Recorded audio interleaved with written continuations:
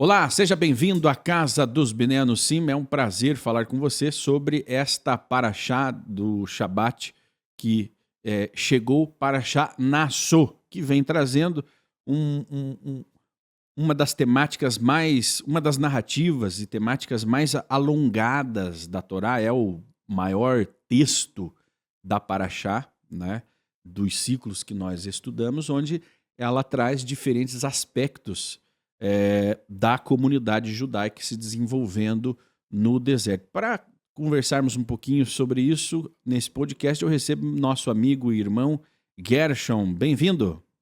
Ag Shavuot Sameach, muito obrigado mais uma vez pela oportunidade e estamos juntos aí para conversar, explanar sobre essa tão interessante paraxá aí que é a Nassau.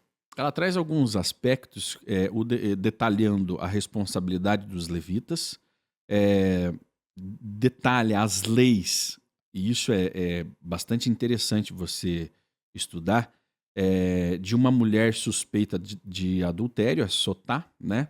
As leis do Nazireu e a bênção sacerdotal. E termina listando os presentes que os chefes das tribos levaram, né? Ou trouxeram ao Mishkan.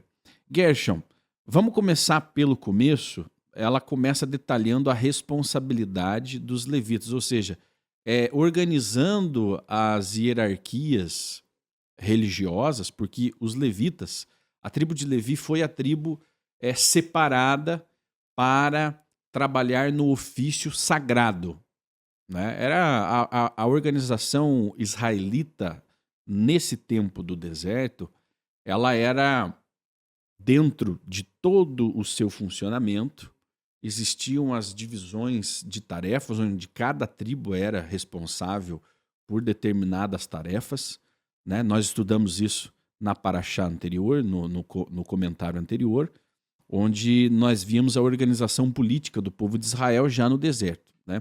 E aqui agora nós vamos para aspectos mais religiosos. Então, a tribo de Levi, além de fazer todo o gerenciamento de Estado, né? Era como se fossem funcionários do Estado, também oficiavam no serviço sagrado. E isso foi muito bem organizado, foi muito bem distribuído dentro da tribo de Levi, né? Dali saíam os Koanim, né? Os levitas, que trabalhavam nos serviços sacrificiais, na organização do templo, na condução dos ritos e serviços religiosos.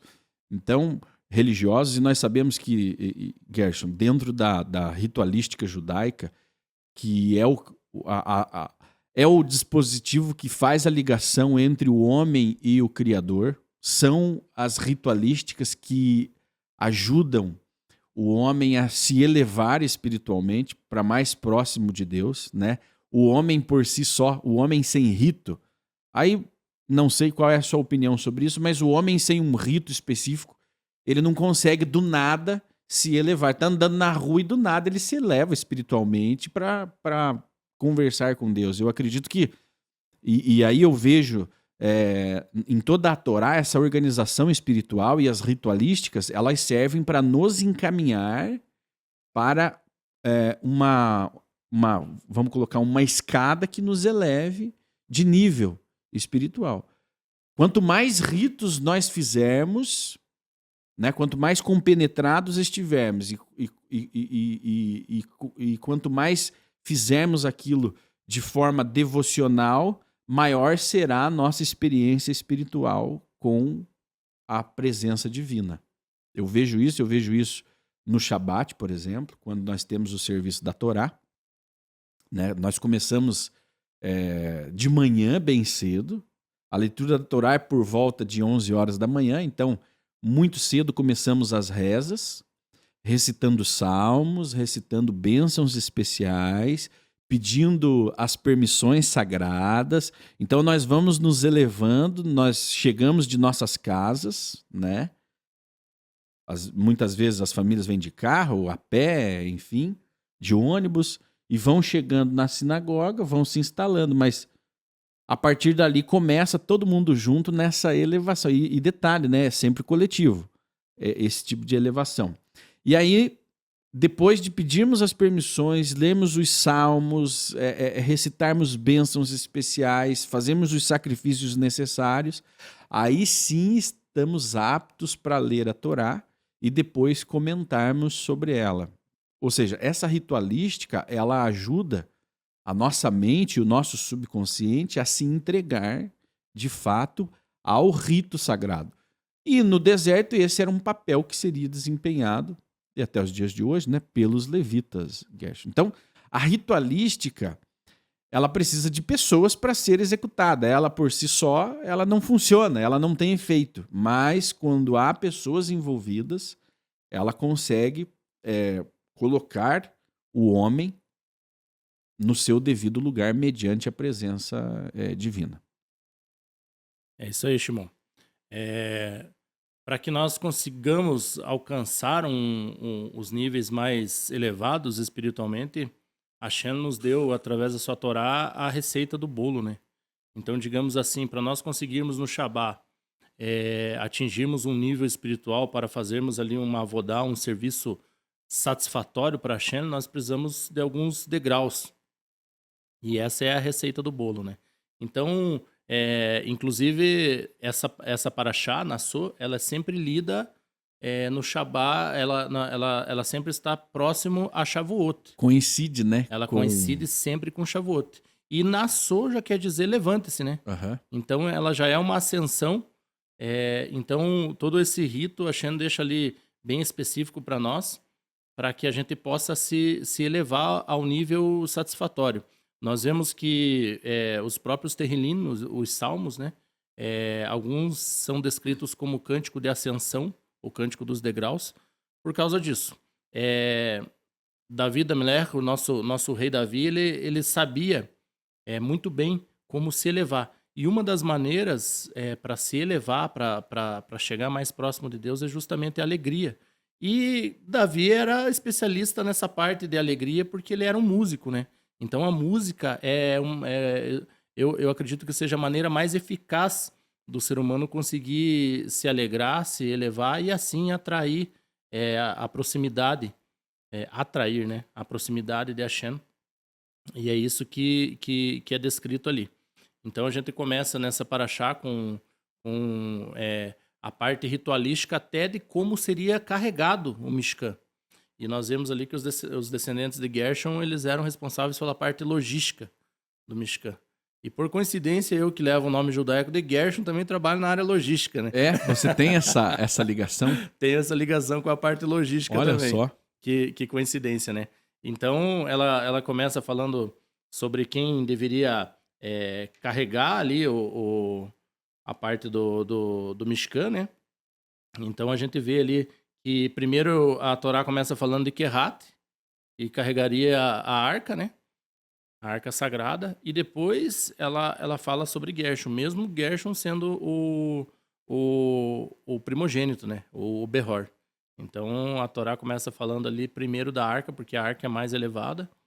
E em segundo lugar, falando sobre Gershon, que carregaria parte das tapeçarias. As cortinas. As cortinas, os pelos de Tahash. Componentes do tabernáculo. Era uma das tarefas mais sagradas. Porque você estava envolvido diretamente no Mishkan. Existia o envolvimento indireto com a atividade. Aliás, tudo estava ligado a essa atividade sagrada, né? A função do povo de Israel é sempre santificar o mundo. Exatamente. Né? Exercendo o seu sacerdócio. Então, sempre o judeu vai estar ligado ao tabernáculo, ao Mishkan, de uma forma ou de outra. Né? Ou ele está envolvido diretamente, fazendo ofício, sacrificando, ou ele está, nesse caso da tribo de Gershon, transportando, organizando. Inclusive, hoje, Gershon, nós temos um Instituto do Templo em Jerusalém, que é responsável por organizar tudo para a reconstrução do templo, né? Aí toda essa temática é envolta em muito mistério. Dizem que a arca já está nos subterrâneos do Muro das Lamentações, né? Do Kotel. Todos os utensílios do templo já estão prontos. Até as pedras para reconstrução já estão separadas. E curiosamente, algumas linhas judaicas, né, para você que nos acompanha, existem inúmeras linhas. O que são essas linhas? São organizações judaicas, formas religiosas de conduta, diferenças culturais e interpretação de Torá.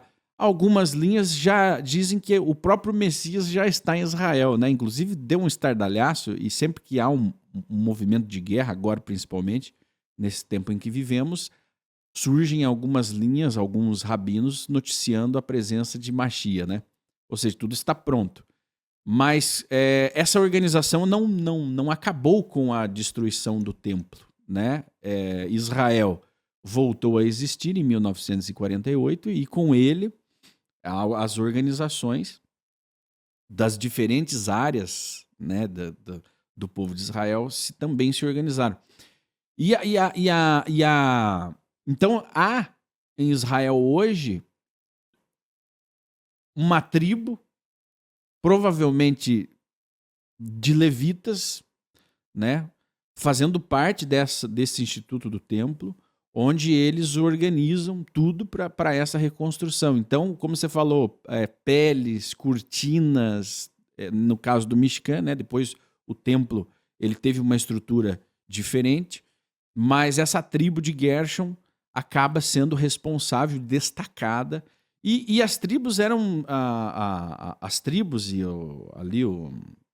as pessoas, elas eram destacadas por seus talentos, né? Aquele que tivesse uma aptidão aflorada, ele era completado com mais aptidão, com mais riqueza de criatividade, né, na sua área, para exercer o serviço.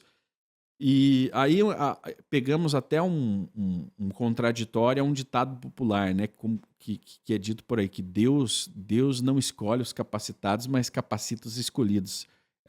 Isso não é verdade, né? Isso é uma grande falácia, porque Deus escolhe o capacitado, aquele que está preparado, aquele que está pronto para fazer o seu trabalho, né? Ele não pega alguém que não está afim, alguém que não quer, alguém que não tem a menor aptidão para aquilo e coloca para fazer, né? Ele pega quem ele enxerga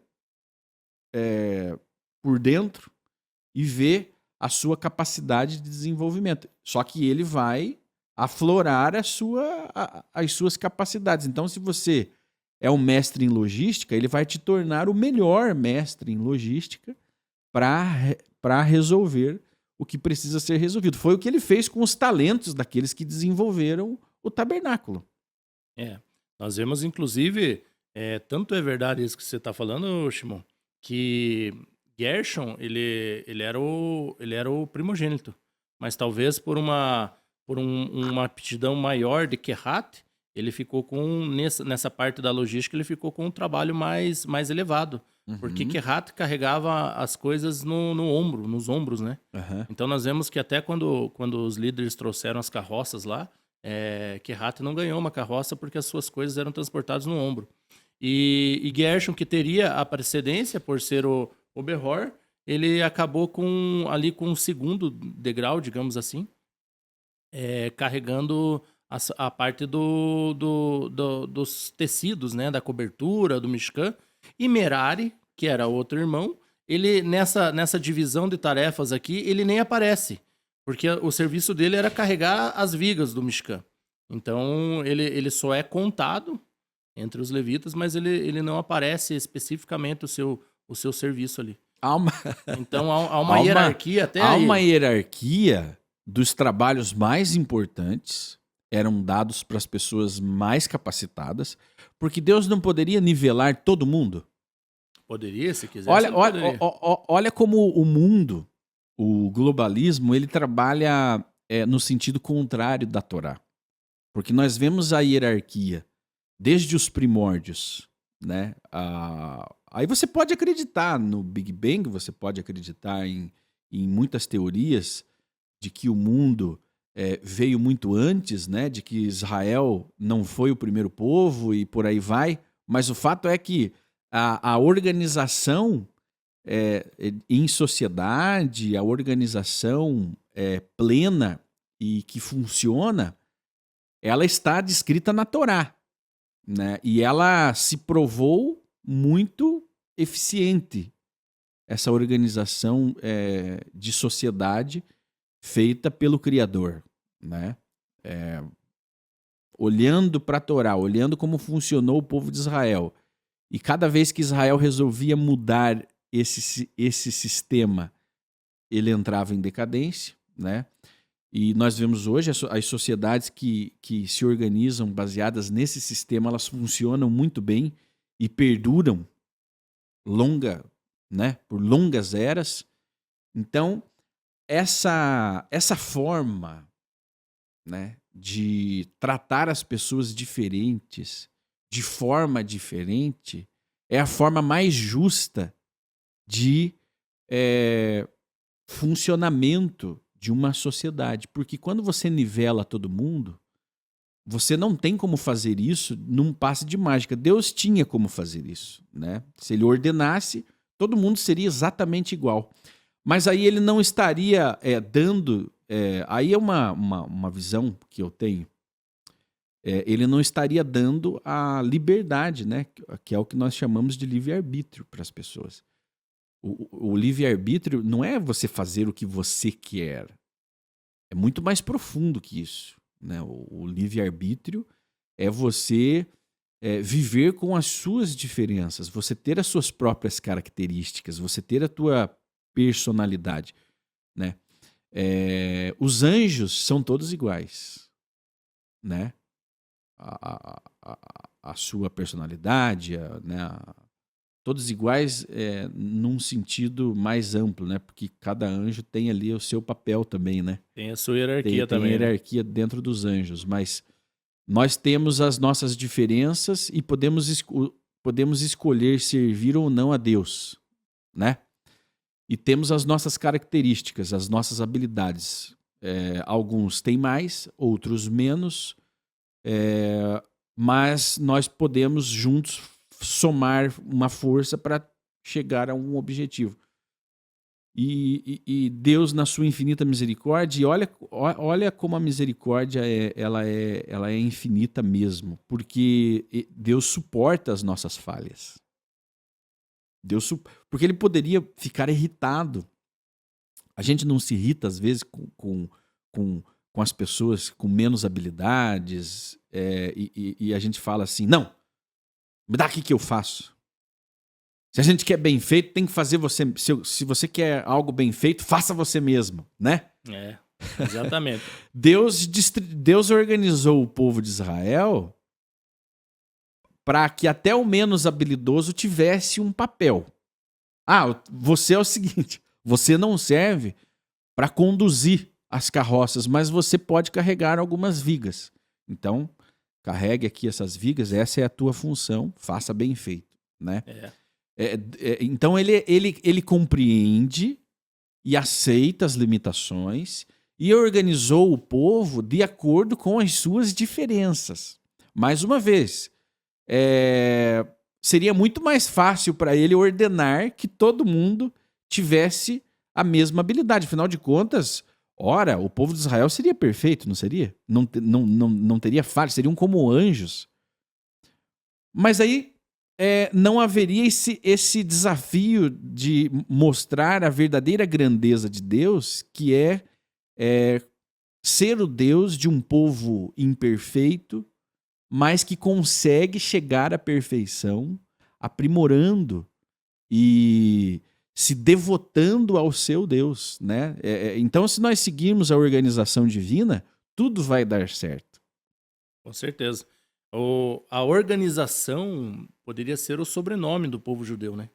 Porque a Torá, ela é uma, digamos assim, uma ordem das coisas em todas as áreas da nossa vida. Então, nós somos um povo que, para as nossas festas, nós usamos o Seder, o Sedarino, o que quer dizer ordem. Para nossas rezas, nós usamos o Sidur, que vem da mesma palavra ali, está envolto no mesmo significado. Então, nós temos toda essa hierarquia. O Shimon falava sobre o Instituto do Terceiro Templo, né? Nós temos no nosso povo de Israel a divisão, assim, maior entre 3 tipos de judeu, que são os Kohanim, que são identificados até hoje, Baruch Hashem, pelas nossas árvores genealógicas serem muito bem documentadas, nós sabemos hoje quem são os descendentes dos Kohanim. Então, o que acontece? Inclusive, essas pessoas que são sabidamente Kohanim, que são correntes, serão os que atuarão como sacerdotes no templo, eles se abstêm, por exemplo, de bebida alcoólica. Por que é proibido? Não porque é proibido, mas porque nós não sabemos quando vai vir o terceiro templo. Então, os Kohanim têm o costume de não ingerir bebida alcoólica, porque pode ser que Mashiach venha logo e eles precisam oficiar algum tipo de cerimônia no Beit HaMikdash, que venha hoje, inclusive. Mas, então, nós vemos que tem essa divisão. E, assim, então, a divisão seria os Kohanim, os Levim, que também são identificados nos dias de hoje. Existem muitos descendentes diretos dos Levim, que não são Kohanim, mas são Levim, e Israel, que é assim, digamos, o povão, né? Então nós vemos que até hoje nós temos essa diferenciação e, inclusive, algumas diferenças, né? Como, por exemplo, quando os jovens fazem o caminho da vida lá, que é aquela viagem lá à Europa, à Polônia, para que conheçam os campos de concentração. Os jovens que são descendentes de Cohen, né, que são Kohanim, eles, por exemplo, não podem fazer o percurso todo lá, porque existem alguns lugares onde o Cohen não pode pôr os pés, né? Não pode. Que é lugar onde foi sepultado, esse tipo de coisa. Então, todos eles têm uma preparação muito mais como que eu posso dizer, mais exigente das suas tarefas diárias por causa disso. E nós vemos isso muito bem aqui nessa paraxá, né? A Shen estabelecendo também quem carregaria os utensílios, que eram mais elevados, e depois a segunda categoria, quem carregaria a cobertura do Mishkan, e depois quem carregaria as vigas, né? Então, esse tipo de ordem, ele é muito importante em todas as áreas da nossa vida. E ele é inclusivo. Ele é inclusivo, exatamente. Tem trabalho para todos, né? Hoje existem as políticas inclusivas de minorias. Se a sociedade vivesse em Torá, né, alguns críticos, mas nós estaríamos apedrejando ainda. Talvez não. Porque Israel havia apedrejamento quando havia um crime. Né? Quando havia um crime. Mas raramente aconteciam crimes. Porque a sociedade funcionava muito bem. Né? Exatamente. Quando nós vemos às vezes, que nem você falou, uma sentença de morte para alguém, nós pensamos, puxa, como era violento, né? Não, mas o Talmud conta que um tribunal que em 70 anos tivesse condenado uma pessoa para pena de morte, ele já era considerado perverso.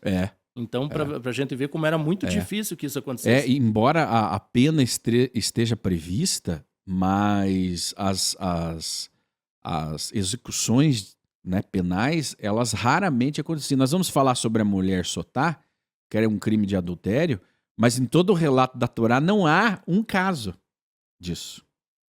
Aquilo está previsto porque Deus é perfeito. Então, ele previu tudo o que poderia acontecer no meio do povo de Israel, né? E previu e já colocou as punições, ou seja, as cercas, as limitações até onde o homem mais perverso poderia ir. Porque a partir dali ele deixaria de existir se ele cometesse tal ato, né? Então, essa forma inclusiva de organizar o povo, ela é a forma mais misericordiosa que existe nessa ligação que nós temos com o sagrado, né? Onde ele permite até o menos habilidoso, né? Desde o menos habilidoso até o mais habilidoso, ele consegue colocar todos para exercer as suas funções no serviço sagrado, e assim eram com todas as tribos. Cada tribo, eram 12 tribos, cada tribo tinha ali as suas responsabilidades, né? Lembrando também que os levitas e Kohanim, eles não têm direito à terra. Ou seja, eles jamais poderiam ser fazendeiros, empresários. O seu trabalho era exclusivamente, desde o seu nascimento até a sua morte, trabalhar nos ofícios do templo, nos ofícios sagrados. Ele trabalhava para o povo na organização sagrada, na organização do Estado, né? Então, por isso que havia essas... aí você olha assim, puxa, mas essa elite, né? Essa elite é uma elite nos quesitos espirituais, né? Os Kohanim, eles não eram os mais ricos. Eles dependiam exclusivamente dos impostos, né? Dos dízimos, Dos presentes, dos né? presentes, para viverem. Tinham uma boa vida porque o povo de Israel era generoso, né? Exatamente. O povo de Israel, essa paraxá fala dos presentes, né? Que O povo trazia povo aos Kohanim, né? trazia ao Kohanim, trazia ao Mishkan, né? Porque é o seguinte, se os líderes fazem um bom trabalho, veja, porque a exigência eterna, a exigência divina, ela não é que as pessoas sejam perfeitas, né? E ela já dá os parâmetros. Que se você fizer aquilo ali que seria o mínimo, tudo já funcionaria de forma maravilhosa. Né? Nós vemos aí que, na verdade, essa proibição dos Leviim não constituírem ali uma propriedade fixa é puramente estratégica, né? Sim. Como no caso do Shimon, porque talvez... se você tem a sua fazenda, você não vai... Exatamente. Você está preocupado se o teu gado está engordando e não com o sacrifício que deveria ser feito hoje.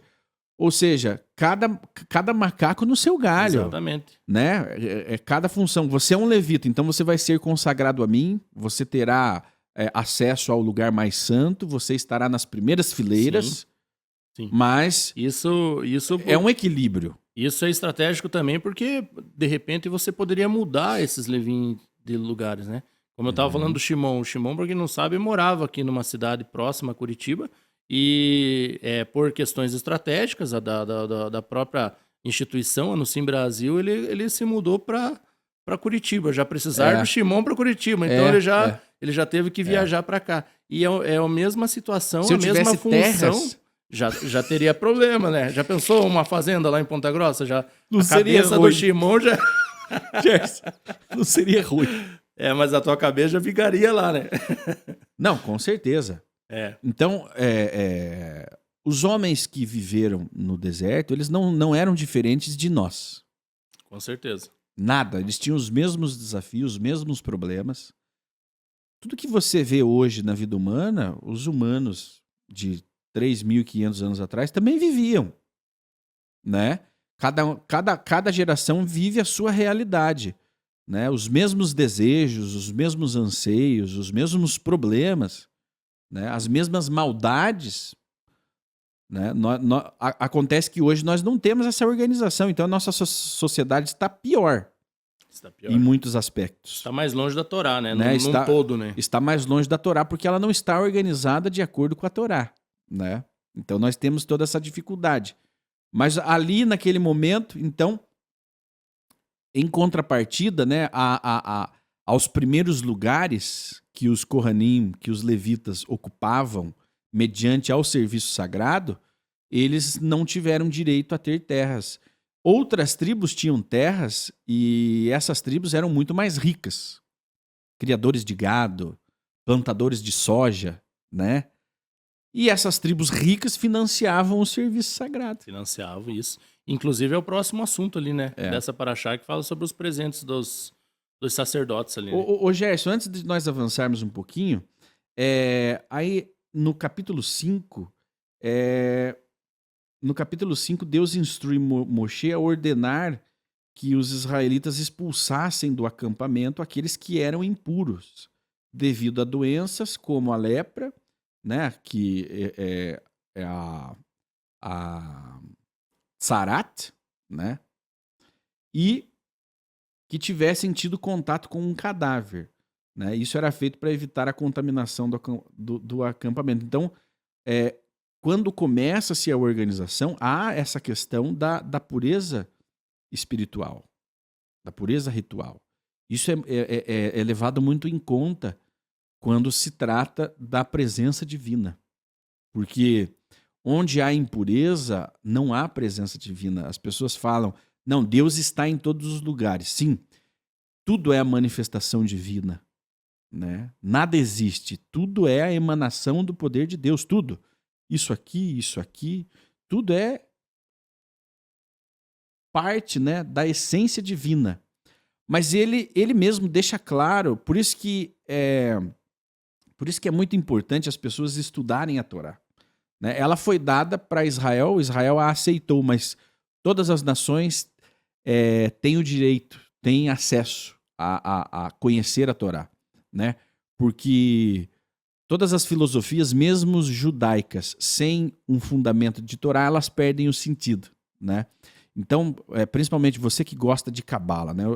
O entusiasta de Cabala, é muito importante ele ter essa ligação com Torá, com essa Torá escrita, né? Torá oral, Torá escrita, para ele entender essa questão. Tudo é manifestação divina, mas haviam lugares onde Deus não se fazia presente. Exatamente. Nesse ponto da nossa história, que nós recebemos a Torá, né? Nosso líder Moshe foi buscar no Shammai, nos céus, a Torá. Então Hashem pede para que seja construída uma casa para que ele habite entre os judeus, né? Então o Mishkan nada mais era do que uma casa onde Hashem pudesse morar conosco, pudesse habitar conosco. Então, para que a presença dele nos acompanhasse, nós teríamos que manter uma pureza no nosso acampamento, para que nós conseguíssemos atrair essa presença de Hashem. Então, Hashem estipulou ali regras higiênicas, né, sanitárias, e essas regras sanitárias, elas incluíam também a tsarat, né? A tsarat, hoje a gente fala, associa ela à lepra para que é uma licença poética, digamos assim, para que as pessoas... É uma tradução errônea, compreendam, né? Mas a diferença é que a lepra, essa doença que existe até hoje, né? A hanseníase. A hanseníase, exatamente. Ela é física. E a tsarat era 100% espiritual, né? Era uma doença espiritual exclusiva ao povo de Israel, né? Que se manifestava de forma física. Não só no homem, mas também nos seus bens. Nos seus bens, na sua casa, nos seus artigos de couro. E era uma doença espiritual que muitas vezes a gente pode olhar na Torá e falar que coisa mais horrível, né? Coisa mais horrenda acontecer isso. Olha, né? Expulsando os doentes. Veja bem, quem estava contaminado pela tsarat era o fofoqueiro. Era o que fazia maledicência.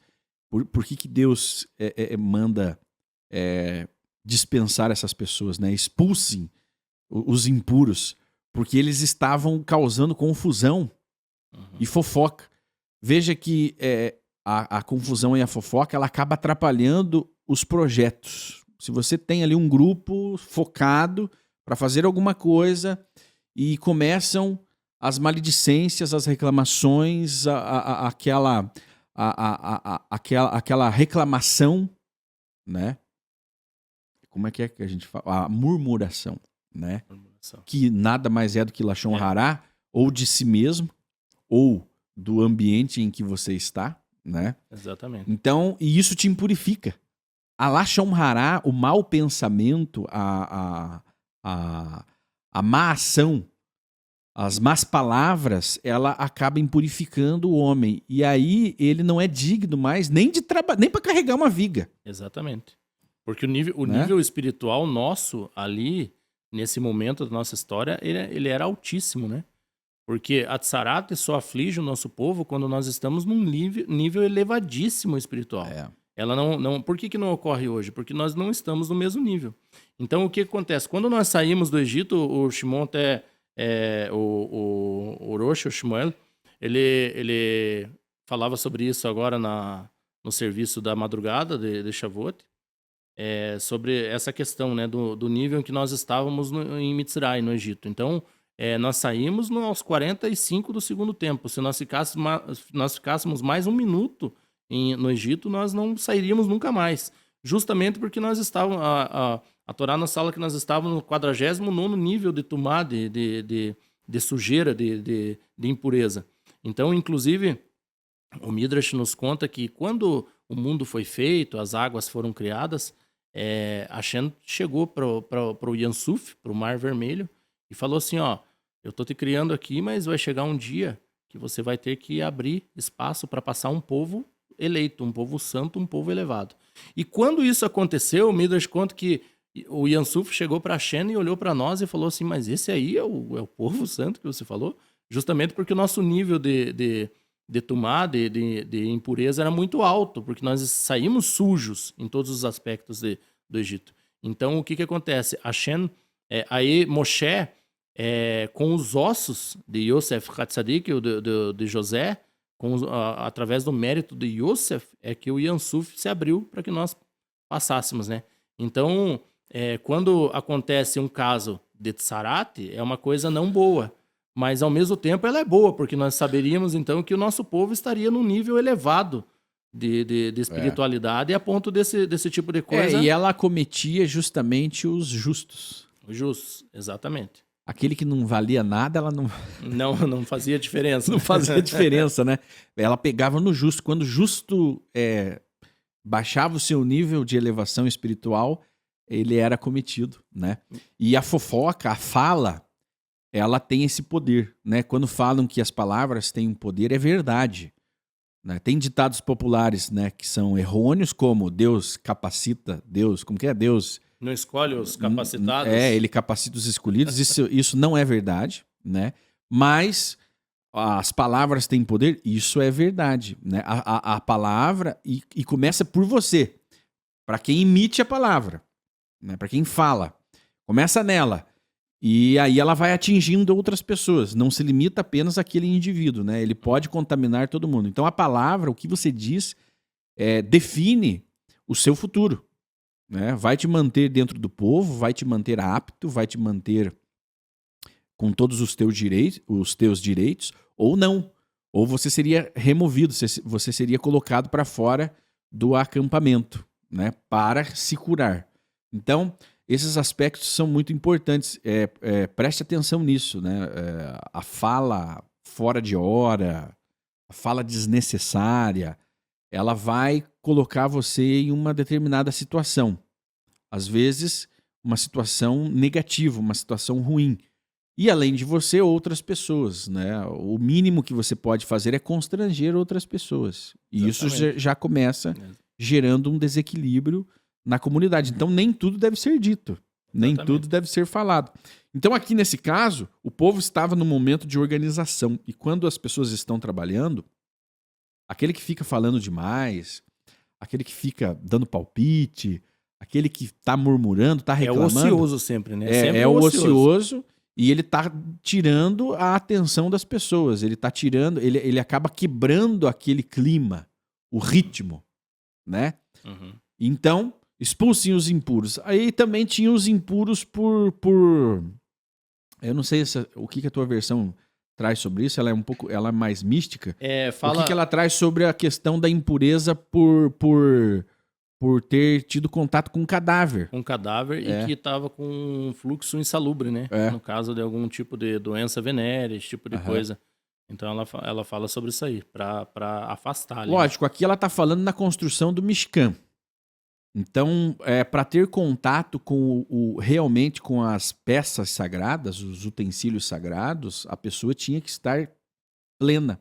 A sua saúde mental, aí traz a lepra, a tsarat, né? E também a sua saúde física, né? Aquele que se envolveu com um velório, enterrou um morto, ou com uma doença específica, ele também não estaria apto para fazer o serviço. Poxa, mas é uma discriminação, né? Veja que o Kohanim, ele não podia ser... O Kohanim, ele não podia ter defeitos físicos. E psíquicos também, né? Ele não podia ter um olho só, ele não podia ser cego, ele não podia ser coxo, manco, ele não podia ter um dedo mais curto que o outro, ele teria que ter todas as características humanas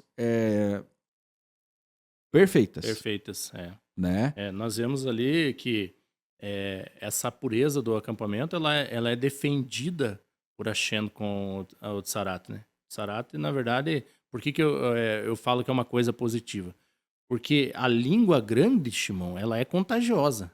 Ah, não. Então, Com quando nós certeza. temos na comunidade Com uma certeza. pessoa que tem esse hábito de falar mal dos outros, de reclamar da comida, reclamar da estrutura do bait, de reclamar de tudo, isso é contagioso, isso leva outras pessoas a falarem mal também. Então o Tsarat era benéfico, por quê? Porque quando aparecia um desse, aí ele já se manifestava fisicamente na pessoa e nós já afastava ela da congregação. Era um sinal, né? Era um sinal. E lá sozinho, lá o tempo que precisasse ela ficar, 7 dias, 14 dias, 21 dias, quanto precisasse, ela ficaria sozinha. Tanto é que a Torá nos proíbe que nós coloquemos um sofredor de tsarat com outro sofredor de tsarat.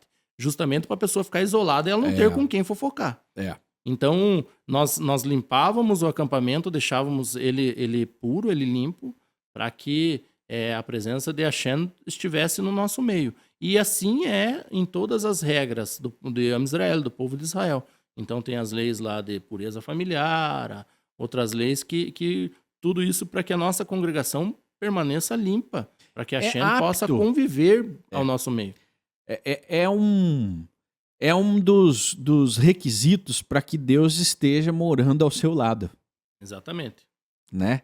Hoje erroneamente, bom, o nosso papel não é apontar dedos para as falhas religiosas que existem no mundo. Mas existe uma religião em específico, né, que se deriva do judaísmo, que diz assim, não, porque Deus está no coração das pessoas. Né? O que importa é o coração, o que importa é a fé, o que importa é a graça. Essas questões da lei mosaica, elas já foram extintas, abolidas, né? Houve uma nova aliança. Então, nada disso, nada dessas questões rituais, né? Como diz a lei e a graça, nada do que está na lei te coloca próximo de Deus. Agora, se você crer, se você tiver fé e ser batizado, né? Aí você se aprofunda mais nessas formas interpretativas, religiosas. Se você fizer isso, você será salvo eternamente. E daí coloco mais um intermediário no meio disso, além de anular toda essa necessidade da prática da lei, né? Coloca-se um intermediário entre Deus e a sua criatura. Né? Por que eu destaco isso? Porque os Bnei Anossim acabaram passando por isso. Então você que nos acompanha, você está entendendo do que nós estamos falando. Né? Fomos criados nesse meio, né? Fomos criados nesse meio. Então quando você estuda a Torá, que inclusive eles dizem que é muito pesada, né? Não, a Torá não, a lei não estude a lei. Né? Não leia o Antigo Testamento ou não leia o Velho Testamento. Né? A graça está no Novo, não no Velho. Uhum. Né? Mas quando você quando é tirado essa amarra de você e você começa a entender a lei, você vê o porquê que a lei é tão perfeita, porque ela realmente te eleva. Toda a intenção da lei é te preparar para ter Deus, não teoricamente, não metaforicamente, dizendo que está dentro do seu coração. Não, era literal. A presença divina estava morando ao lado, literalmente. Dentro do acampamento. Exatamente. Né? Esse mundo que nós vivemos, Shimon... Não é metafórico. Ele é um mundo... para quem, assim como eu, escuta alguma coisa de vez em quando, ali, estuda um pouquinho de Kabbalah, a pessoa sabe que esse mundo que nós vivemos é um dos mundos, né? Existem níveis diferentes de céus, esse tipo de coisa. Então, o mundo que nós vivemos é o mundo da ação. Então, o mundo da ação, ele é modificado pela ação. Então, por isso que nós temos o ceder, a ordem de se fazer as coisas. Então, nós vemos que a Torá ensina, por exemplo, assim, ó, você dar uma tzedakah, você fazer uma contribuição para você atrair o favor de Hashem e até anular mau decreto.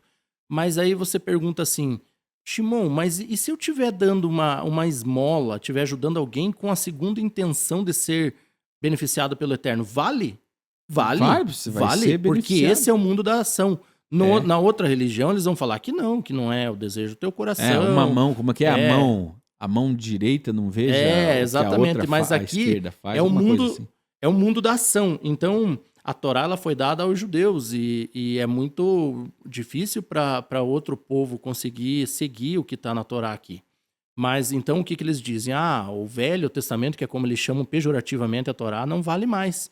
Mas eu dou até uma dica aqui, se você, porventura, que está nos assistindo, que faz parte dessa religião, e o teu líder falou que a Torá não vale mais, você já parou para pensar por que se a Torá não vale mais, por que na hora de pedir teu dinheiro lá em Malaquias vale?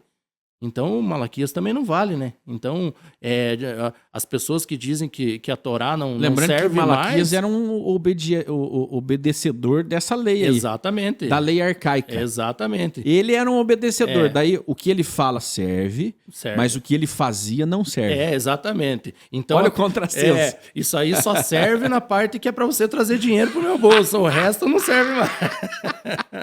Então, é uma das coisas a se pensar. Mas retomando aqui, então, aqui é o mundo da ação, né? Então, nós precisamos agir, nós precisamos gerar frutos físicos para que o mundo seja transformado, e é para isso que a Torá serve, para que o judeu transforme esse mundo que nós estamos. O grande final, aí as divergências, elas aparecem, né? Porque o grande objetivo do judaísmo no mundo é transformar esse mundo na morada divina novamente. Toda a questão messiânica, né, a presença de Mashiach é para transformar o mundo num lugar apropriado para que Deus caminhe entre nós de novo. Tudo é manifestação divina, mas ele não caminha entre nós atualmente. Né? O mundo está impuro. Sem o Mishkan não é possível termos a presença divina aqui. Né? Tanto é que nós não vimos mais o mar se abrindo, nós não vimos mais o maná descendo do céu. Ninguém com Tsarat. Né? A elevação, ela diminuiu. Né? Tá muito baixa. Nós vivemos a impureza. Eu pensava esses dias, como como é difícil ser judeu. No mercado. Eu estava no mercado e eu olhava... Aí você passa a viver na prática a dificuldade de obedecer a Torá, né? Embora ela seja uma dádiva para quem a obedece, né? Os frutos eles serão muito maiores e muito mais saborosos quando você for colher, mas nós vivemos, né? Você está no supermercado desde coisas mais simples, como a alimentação, você comer o seu dia a dia, você encontrar algo adequado a sua religiosidade, a sua espiritualidade, a sua elevação, né? Porque aquilo que nós ingerimos está ligado diretamente à nossa elevação. E nós que estamos na diáspora, e por isso que a gente, às vezes, é bom você não pensar muito, porque senão entramos em colapso. Exatamente. Temos que ter a maturidade, a inteligência emocional para entender aonde nós vivemos. Né? O judeu que está na diáspora, ele está sofrendo porque algo como se alimentar, que é uma questão muito básica te traz uma dificuldade muito grande. Então, o que a gente vai fazendo? A gente vai ignorando essas dificuldades. Ela não existe, essa dificuldade não existe, vamos para frente, vamos caminhar, como diz, vamos para a próxima gôndola. Né? Exatamente. Ou seja, faltam produtos no supermercado adequados para a alimentação que nós deveríamos ter no dia a dia. Faltam produtos. Né? As nossas escolhas alimentares, elas são limitadas. Você está reclamando? Não. Não estou reclamando. Eu estou constatando as dificuldades que nós enfrentamos de não estarmos em Israel. De não vivermos de acordo com o livro sagrado. Exatamente. Mas essas dificuldades todos os anos sim passam, né? E eu te digo, Shimon, que com certeza para os nossos filhos vai ser muito mais fácil do que para nós. Porque eles já estão inseridos desde pequenos, desde o berço, Baruch Hashem por isso, né? Mas justamente essa dificuldade de se transformar as coisas, ela é muito evidente. Então, o que acontece? Nessa paraxá, nós comemoramos o Shavuot. É a época que nós estamos comemorando o recebimento da Torá. Então, quando Moshe sobe aos céus para receber a Torá, ele entra numa discussão, a Shem entra numa discussão com os anjos, porque os anjos perguntam, o que esse cara de carne e osso aí, nascido de uma mulher, um humano, está fazendo aqui?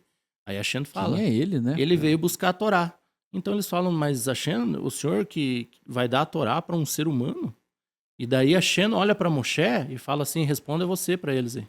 Aí Moshe pergunta para os anjos, primeiro mandamento ali, Ani Hashem Elokecha, eu sou o Deus que te tirou do Egito. Aí Moshe pergunta, vocês por acaso estiveram escravos no Egito? Então Moshe começa a perguntar sobre as coisas que tem na Torá. Está escrito ali que você precisa obedecer e honrar o teu pai e tua mãe. Algum de vocês tem pai e Tem mãe? que aguentar pai e mãe te enchendo o saco. Então o que acontece? Porque aí os sábios perguntam, por que a Shem não se manifestou e não se apresentou a nós, ali no primeiro mandamento, como o Deus que fez o mundo? A Shem podia ter dito, eu sou o Deus que fez o mundo. E ele falou, Repetir não, o eu sou o Bereshit, Deus que te tirou do Egito. É. Então, por que isso está descrito dessa forma? Nossos sábios nos dizem que justamente porque a dificuldade de se mudar alguma coisa é muito mais difícil do que você começar do zero. Então, o fato de Hashem ter nos tirado do Egito, o que está dizendo? Deixa eu só agregar, né? Muitas vezes nós dizemos, é mais fácil começar de novo do que consertar esse negócio. Exatamente. Então ali, Hashem está nos dizendo, lembrando a nós, por que é o Deus que nos tirou do Egito? Porque para fazer o mundo, ele criou regras no mundo. Regras do dia, da noite, dos animais, dos rios. E para nos tirar do Egito, ele quebrou essas regras. Ele mudou a natureza. Ele fez os animais se comportarem de uma maneira atípica. Ele mudou a configuração química da água para se tornar em sangue. Então é por isso que a Shem nos fala isso. E daí, justamente essa transformação é que está ligada diretamente com a Torá. Porque a Torá desce até a terra, desce até o Malhut, para que nós pudéssemos transformá-lo. Então, essa é a essência da Torá, a transformação. E se a Torá permanecesse nos céus, ela não transformaria a terra, não atrairia a presença do Eterno. Então, a parte que nós lemos que a Torá ela é assim, interpretada em 5 diferentes níveis, né? Que é o pardês lá. O primeiro é a parte mais simples, literal, tal. E a última é o sódio, que é o segredo, né? Então, os anjos, a parte que interessava a eles, que eles queriam, era justamente esse quinto nível da Torá, que é a Kabbalah, que é o Sod. E nós usamos a primeira ali, que é o do Pardês, a primeira linha de interpretação, que é a literal, justamente para transformar esse mundo. Então, quando o Shimon fala que é difícil para nós, por que é difícil para mim? Por que é difícil para você? Porque quase que a totalidade dos nossos judeus que estão aqui, eles tiveram a sua Neshama, a sua judaicidade escondida, esquecida, dentro de lares de outras religiões. Então, para nós que precisamos mudar o nosso jeito de pensar, mudar o nosso jeito de se alimentar, mudar o interior do nosso lar é muito difícil. Nós precisamos mudar, você precisa mudar, você, Bnei Anossim, que está retornando às suas raízes, você precisa mudar e o mundo não vai acompanhar. Exatamente. Né? Nós nadaremos contra a maré, literalmente. Né? Exato. Essa mudança, ela é dolorosa. Então, e você percebe nas coisas mais simples. Andando no supermercado, você percebe o quanto você é desprestigiado. O quanto o sistema não está trabalhando com você. Né? E para que isso fique mais fácil, Shimon, nós precisamos primeiro nos localizar. Shimon falou no começo aqui dessa transmissão sobre as diferentes linhas de pensamento do mundo judaico. Então, o que acontece? Nós temos diferentes linhas, diferentes interpretações, todas elas com a sua vital importância para esse mundo aqui. Então nós temos o ortodoxo, nós temos o reformista, nós temos os binenos, sim. Então por que aqui nós não somos praticantes da ortodoxia, por exemplo? Porque nós somos a porta de entrada para nós que saímos do mundo não judaico para o judaísmo. Então, se nós aqui cobrássemos com o rigor que a ortodoxia cobra, talvez nós não conseguiríamos fazer essa ligação. Os reformistas, por exemplo, atraem muito aqueles judeus que são judeus que tiveram uma criação judaica, muitos deles, mas que estão afastados da Torá. Então, o reformismo atrai esse tipo de judeu, que é muito positivo também. Então, todas as linhas têm a sua importância, a sua vital importância. Os ortodoxos, por exemplo, eles guardam as leis. O Gershom, é a Torá sendo aplicada de forma diferente para pessoas diferentes. Para pessoas diferentes. Porque senão Deus ordenaria: sejam todos iguais, e todos seriam exatamente iguais, né?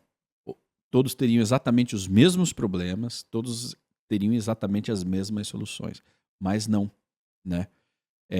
A Torá traz a lei para trazer o equilíbrio entre as diferentes perspectivas e as diferentes capacidades. Desde a capacidade ortodoxa do Kohanim, do levita, naquele horário, naquele determinado dia, daquela determinada forma, ele estaria ali organizando e realizando os sacrifícios, né? Sem falha. Sem falha. Ele e seus filhos. Ele também não teria uma perspectiva de ter uma fazenda. E nem para os seus filhos. A herança que ele deixava para os seus filhos era o seu ofício. Os filhos dos Kohanim não tinham heranças para receber. Agora, nós temos o outro lado. Aqueles que não estavam no mesmo nível espiritual, mas que estavam produzindo, transformando aí a nossa realidade física, né, em riqueza, para financiar o serviço daquele. Mantendo o templo da mesma maneira. Mantendo o templo da mesma maneira. Não no mesmo nível espiritual. Exatamente. Não exatamente nessa elevação espiritual. Então essas linhas judaicas, elas vêm mostrando isso. Os diferentes níveis de elevação, né, entre uma e outra, a sua forma de se conectar com o divino. Todos têm a capacidade de se conectar com o Criador. Todas as pessoas em diferentes níveis, né? A questão é essa. As diferenças estão nos níveis de conexão que o ser humano é capaz de gerar, né? Exatamente. E um conselho que nós damos aqui para você, Anuncim, que está nos assistindo, é justamente esse: respeite o nível espiritual em que você está. Respeite o meio em que você está. Por quê? Porque é muito importante que você siga a Torá, mas seguir a Torá é você caminhar. Então, o que acontece? Não ficar parado, estagnado. Mas reconheça o ambiente em que você está inserido para que você não se cobre mais de você. Para que você não ache que você está devendo alguma coisa de repente por não estar cumprindo os mesmos costumes ali que outros que estão em outro nível estão tratando também, Perfeito. Né? A sua colocação foi muito, muito boa. Porque, veja, se nós levássemos a vida a ferro e fogo, né? Se o povo judeu levasse a vida a ferro e fogo, ele já não existiria mais, porque o templo não existe. Ou seja, grande parte da lei não pode ser obedecida porque o templo não está aí. Ora, o templo não está. Vamos, então, deixar de ser judeus? Não somos mais a nação escolhida? Uhum. Não somos mais o povo de Deus porque o templo não existe? Vamos nos adaptar à nova realidade. Exatamente. O povo de Israel tem que ser adaptativo. Ele se adaptou à sua realidade no deserto, que era de extrema elevação espiritual, né? Depois ele se adaptou novamente a viver na terra, né? A ter a sua terra, a ter o seu espaço, a ter o seu lar. Foi para o exílio, teve que se adaptar no exílio. Voltou. Foi para o exílio novamente. Então, A Torá, ela sobreviveu a todas essas modificações da sociedade hebraica. Exatamente. E com o judeu tendo que se adaptar, né? E o judeu tendo que se adaptar. Então, quando você trava porque você não consegue obedecer determinada lei que está ali, você não está sendo um bom judeu, Exatamente. né? E isso vai acabar te afastando do Criador. Vai acabar te afastando do Criador. Porque isso afastaria Israel de Deus. Puxa, não temos mais o templo. Não há mais a presença divina aqui. Exatamente. Vamos desistir, não vamos continuar. Porque nós não temos mais... não estamos mais cumprindo com o que era mais importante, né?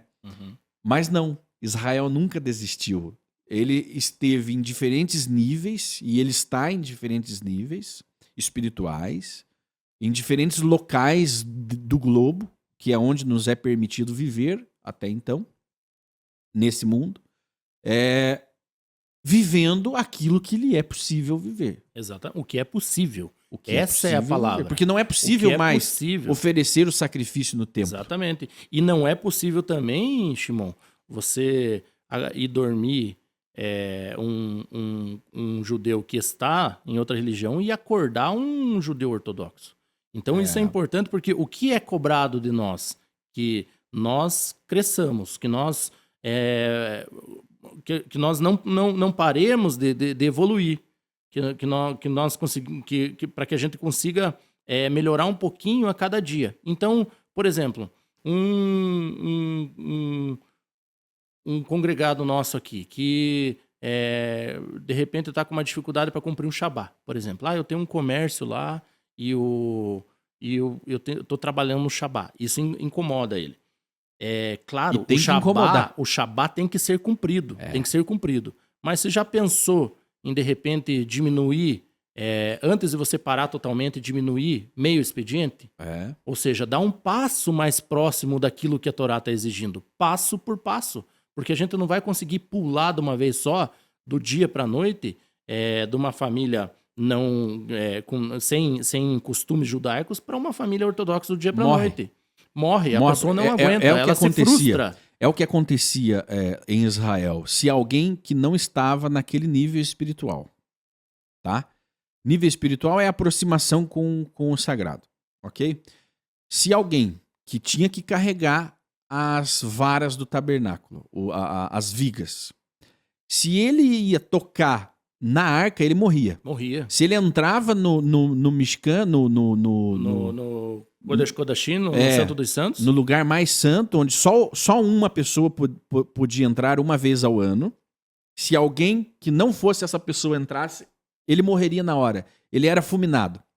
Né? Os filhos de Aharon acenderam incenso num momento que não era para acender. Não seguiram o ceder. E estavam embriagados, inclusive, né? Aliás, acenderam porque estavam embriagados, né?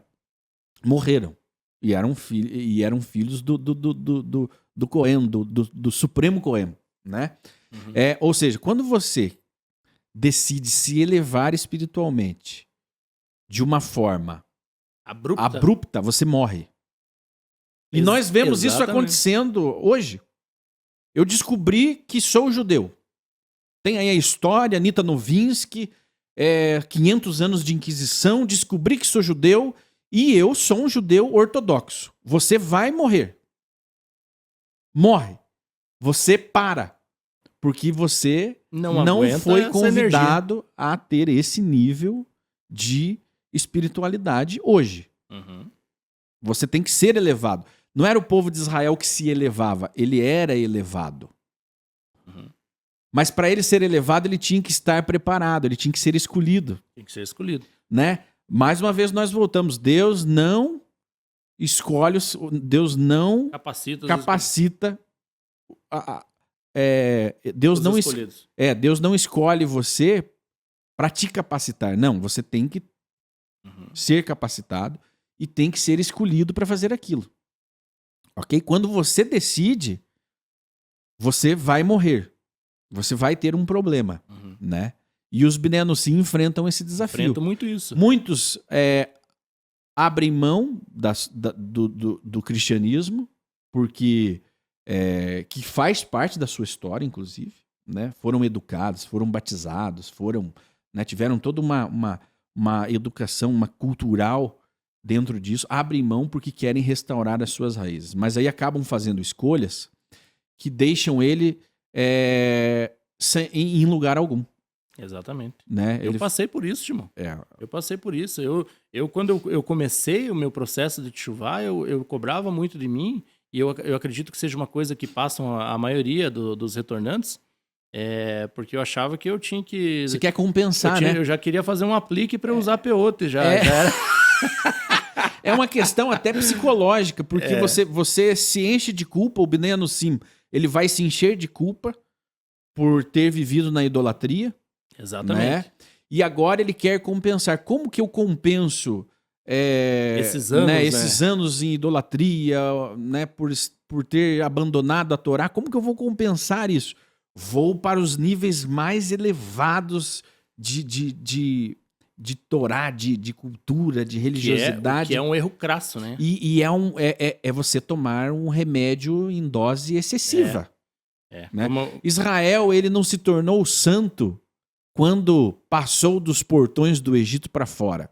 Ele ficou 40 anos se purificando no deserto para então entrar na sua terra sagrada, que é sagrada até os dias de hoje. Né? Exatamente. Então, quando você sai da idolatria, não pense que amanhã você estará em santidade, que amanhã você estará já sacrificando com os Kohanim. Não, você terá que ter uma jornada de purificação. E para isso existem todos os ritos.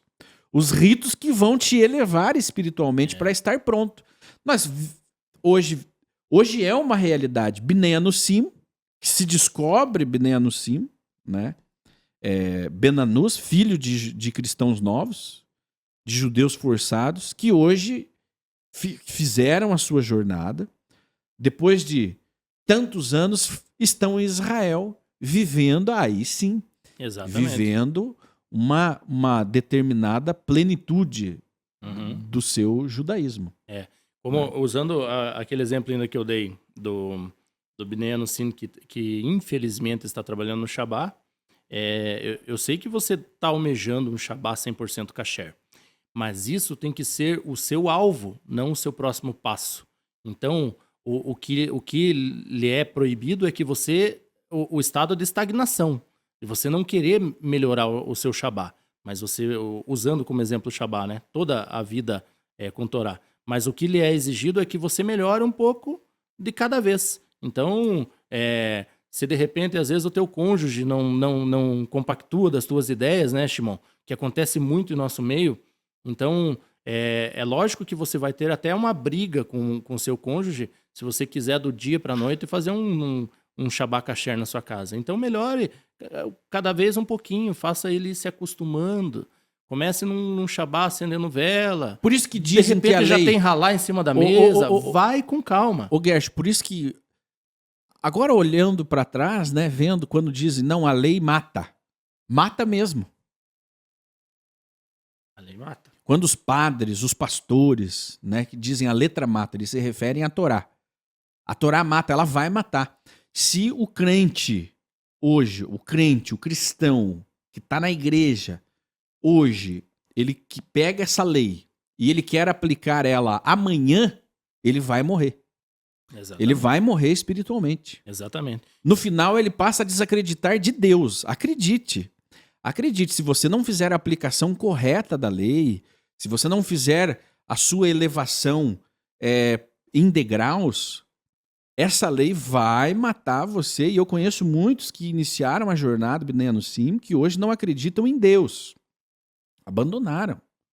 Porque não conseguiram fazer uma jornada. Tudo se trata de uma jornada de vida, né? Sou judeu e ainda assim, ó, virei judeu, sou judeu, sigo Torá, só como kasher, e todos agora devem me reconhecer como judeu. Então, além de tentar, né, ser o que ele ainda não está preparado para ser, ele quer o reconhecimento de todos, a todo custo. E aí ele começa a fazer essas loucuras de... Isso Aí é nós mais vamos caro. entrar num outro tema de correr atrás de conversão, paga um, paga outro, vai para tal lugar, ele nunca está satisfeito. E o resultado final, infelizmente, para muitos foi abandonar tudo.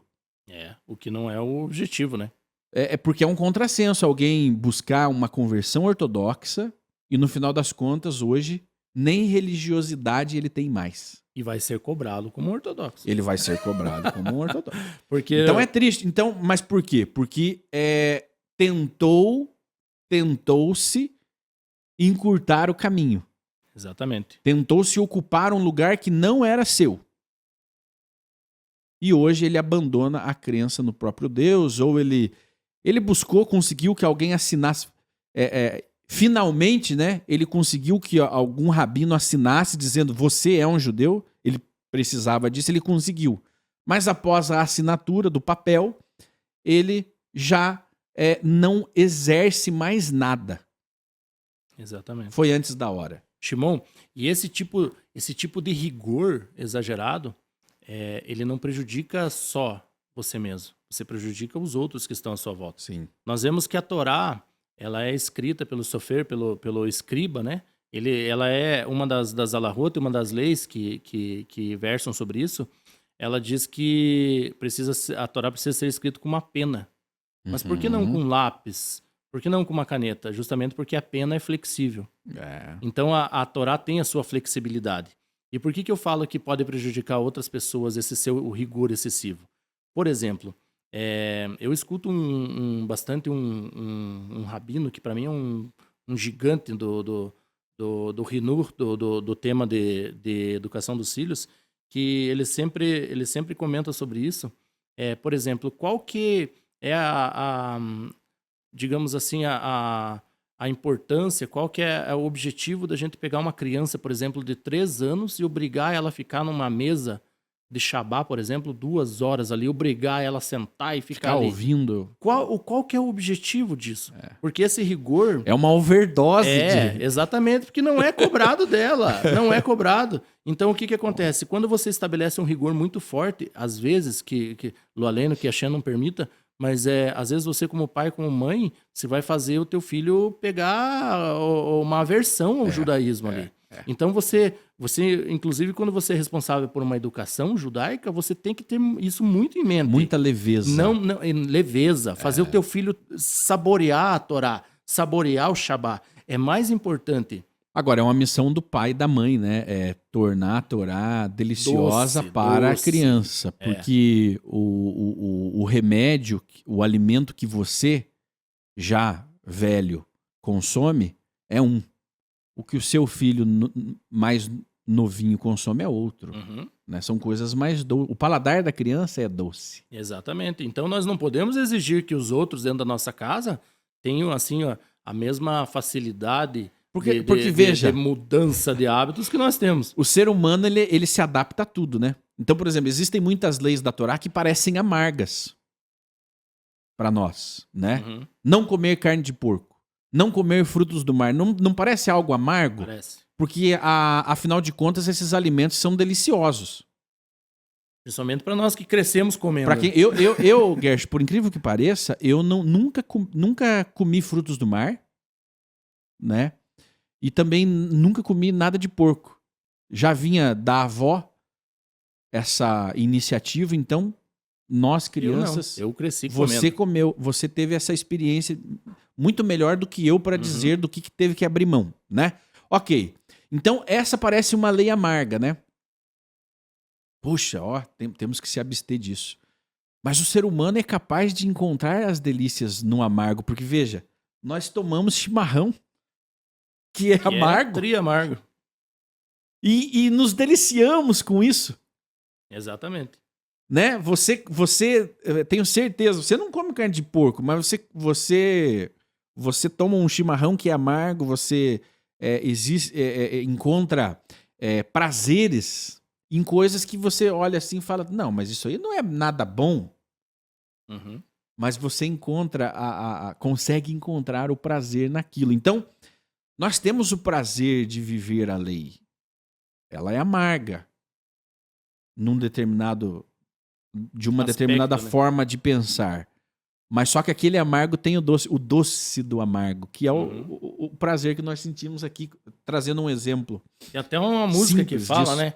Me dê um chimarrão de erva boa que o doce desse amargo me faz bem. É, né? o doce desse amargo. Então, a criança ela precisa ter esse doce. Gerson, nós avançamos aqui, o pessoal quer começar o Kabbalat Shabbat. E nós estamos falando Mas muito, olha mais que, uma vez. olha que preciosidade, né? Principalmente para o Bnei Anusim, que está nessa caminhada conosco. Então, você encontrará um momento para todas as coisas.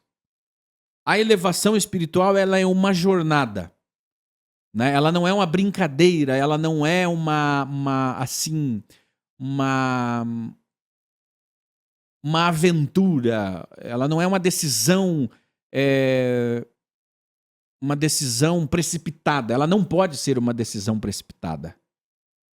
Ela tem que ser pensada, ela tem que ser vivida, e é uma jornada que você terá que fazer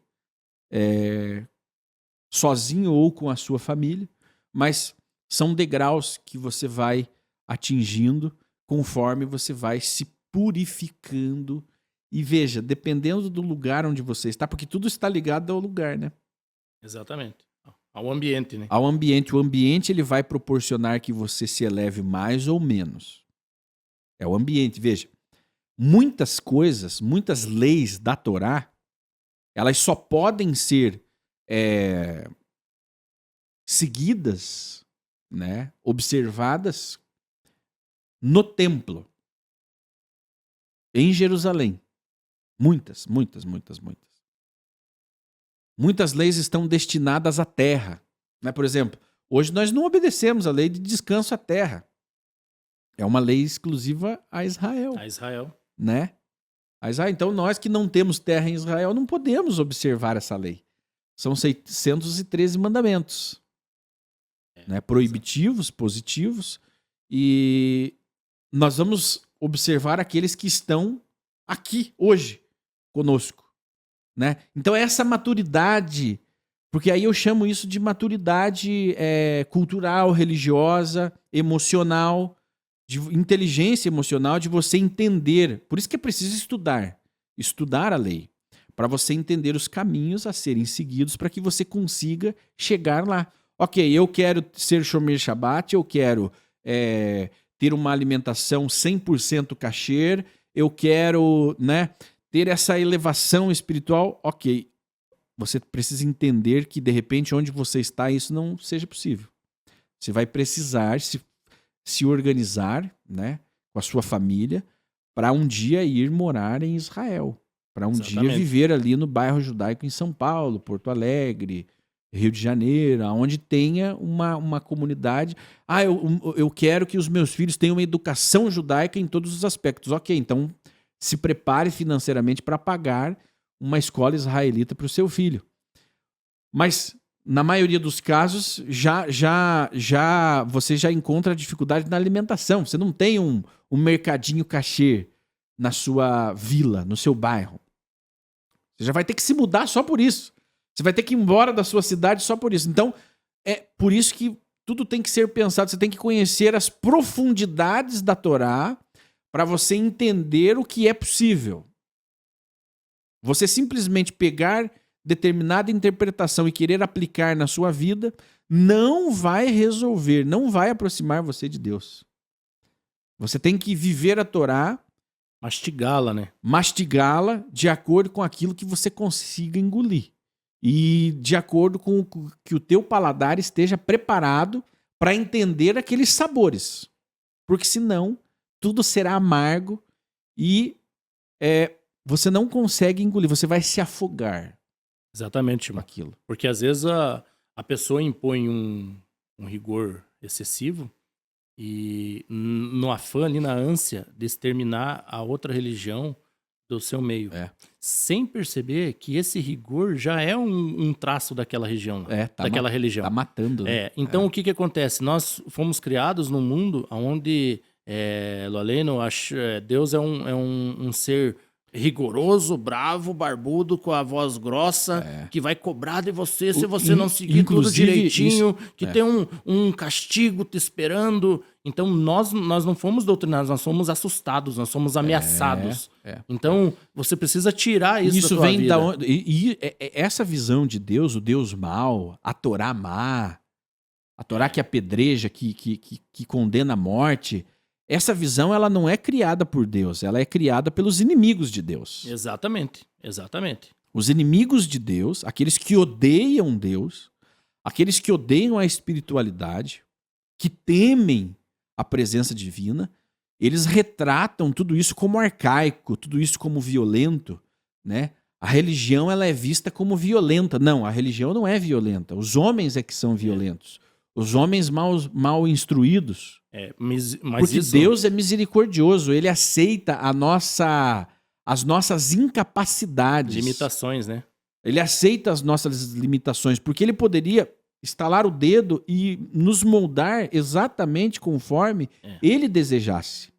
Existe uma diferença Não existiria maior maldade do que essa, de que você tira toda... Eu tiro toda a sua iniciativa, eu tiro todas as suas capacidades e eu transformo você no que eu quero. Você não seria um homem, você não seria uma pessoa, você seria um boneco. Exatamente.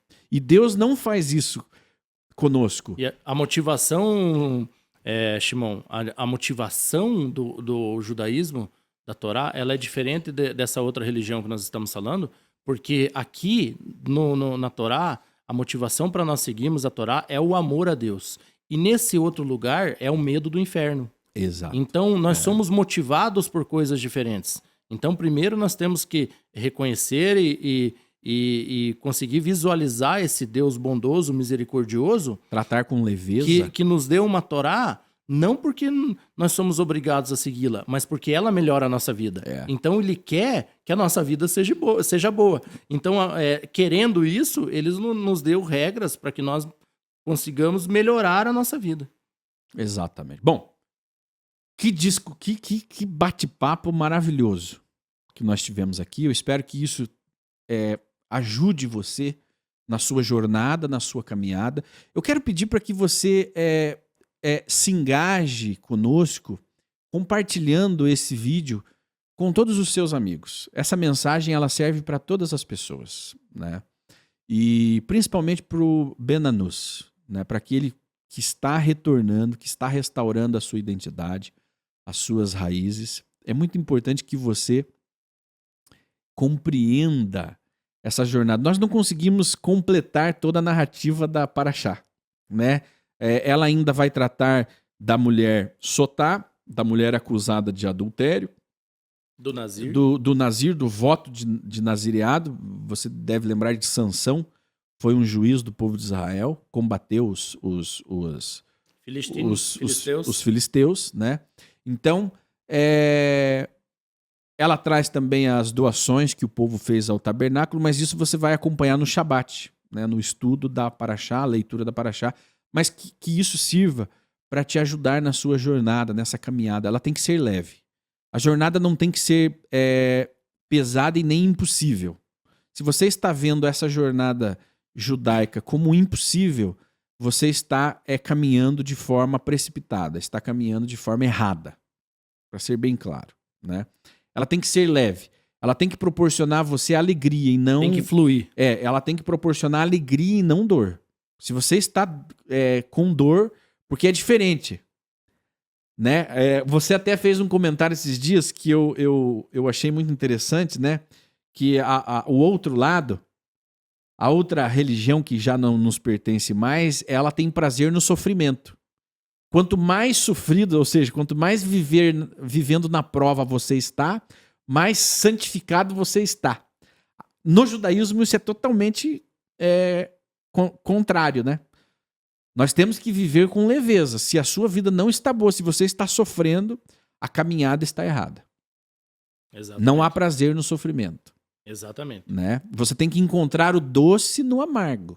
Exatamente. Você tem que conseguir saborear o amargo. Tem gente, não tem aqueles que gostam de jiló, né? E eu detesto.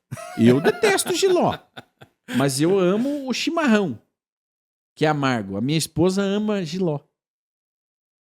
E ela diz, puxa, mas você gosta de chimarrão? Não sei como é que você consegue se adaptar ao chimarrão, que é amargo. E eu falo, e você como que consegue se adaptar ao jiló, que também é, né?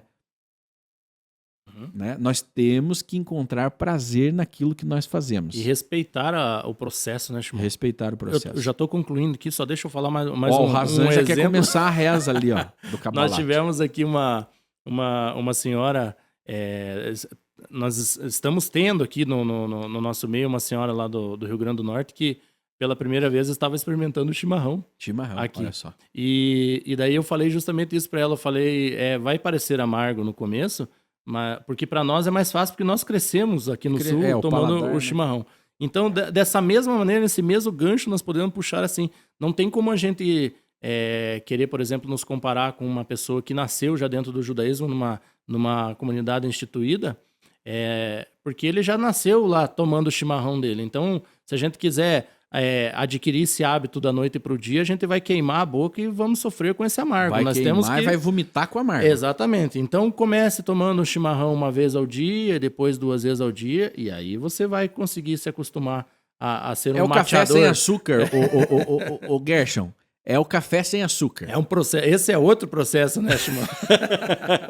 Gente, nós vamos deixar aqui, você fica agora com o Kabbalat Shabbat, as rezas. Continue aqui nessa mesma tela, deixa o seu like. Sempre nas transmissões da sinagoga, deixa o like, porque é algo sagrado, é algo importante que vai vai chegar a mais pessoas. 100 milhões de brasileiros têm uma história judaica, né? E esse canal, ele está trazendo um despertar a estas almas, ok? Então, continue aqui, siga o Kabbalat Shabbat aí, reze, receba o Shabbat e nos encontramos na próxima semana para esse bate-papo sobre a Torá. Que delícia falar sobre a Torá, falar sobre as delícias que Deus deixou para nós. Então, não saia daí.